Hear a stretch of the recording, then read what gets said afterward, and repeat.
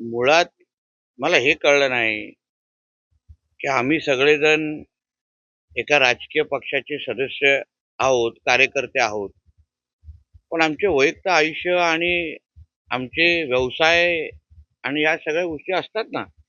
कोण हॉटेल व्यावसायिक आहे, कोण पर्यटन व्यावसायिक आहेत, कोणाचे क्रशर आहेत, कोण रोड कॉन्ट्रॅक्टर आहेत, आहेत ना सगळ्यांचे. आम्ही राजकारण, समाजकारण धरून आम्ही पक्षाचं काम करतो, कारण का आम्हाला पक्षाची विचारधारा आवडते. आम्हाला देशासाठी, राज्यासाठी, सिंधुदुर्गासाठी काम करायचं असतं म्हणून आम्ही त्या पक्षाचे सदस्य होतो. पण त्याच्यामुळे आम्ही आमचं वैयक्तिक आमचं जे पोटापाण्याचा जो विषय आहे, तो तर बाजूला ठेवू शकत नाही ना. आणि तेच आमचे विजय कनिवडीकर आता नाही वर्षानुवर्ष करतात.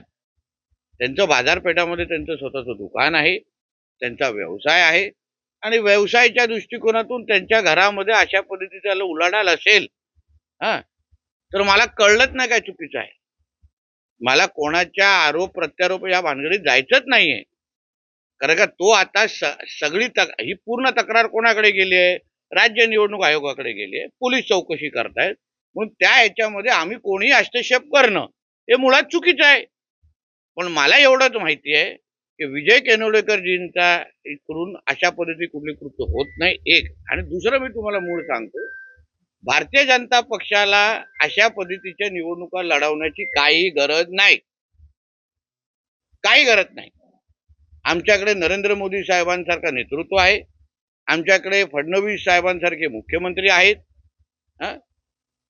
म्हणून आम्हाला अशा पद्धतीने निवडणुका लढवण्याची गरजच नाही. आम्ही विकासावर, आमच्या सरकारच्या योजनांवर, याच गोष्टीवर आम्ही निवडणुका लढवतोय.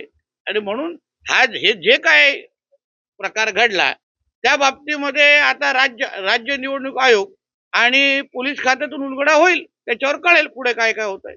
आता मला सांगा, व्यवसायाचे पैसे आहेत की नाही हे त्यांना आता निवडणूक आयोगाकडे दाखवावं लागेल. कॅश होती ती व्यवसायामध्ये इतक्या मोठ्या प्रमाणामध्ये.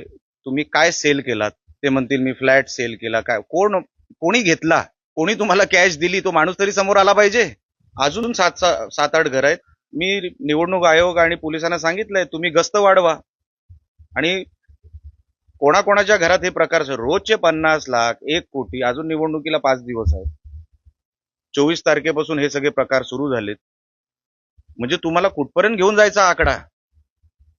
काय काय आहे का नाही नीतिमत्ता किंवा काहीतरी बाउंड्री डेडलाईन नावाची काय गोष्ट आहे की नाही, की निलेश राणेला हरवण्यासाठी तुम्ही काही करणार? आणि बाहेर बसून प्रभाकर सावंतांना सांगा, ज्यांच्याकडून कॅश आली ना त्या माणसाचं नाव तर सांगा, मग पुढची कारवाई त्याच्यावर करू.